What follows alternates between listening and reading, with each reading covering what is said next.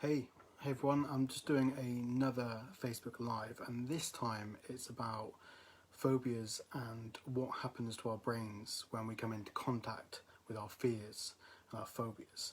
So in order to demonstrate this, I've got this little toy here, and it's a little kid's toy. But if we think of this as our brain and our fight and flight reflex, so every time something scares us, our brain does this. So it scares our brain and our fight or flight reflex kicks in. Say a car door slams or something like that, our brain will suddenly go, what's that? And then suddenly it will realise that it's just a car door, and it will slowly go back to normal.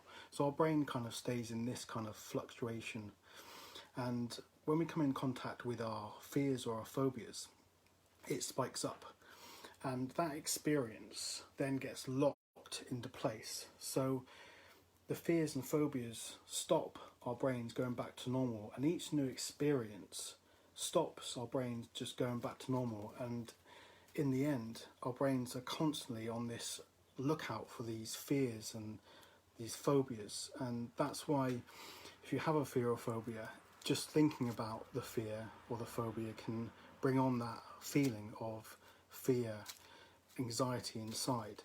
So the more times you experience your fears or phobias, the more locked those experiences get into your brain and your subconscious and the way you think. So what I do is I remove those blocks, remove the way that you feel about those things, to eventually make everything go back to normal. And that's the idea behind what I do.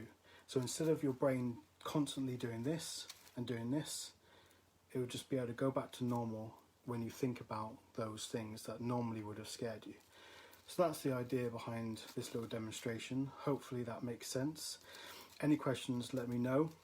If anyone does want to book in for a free strategy call, 30 minutes where we discuss your fears, your phobias, and how I might be able to help you, get in contact. I'll put the link to that in the comments, and hopefully speak to you soon. Cheers, bye.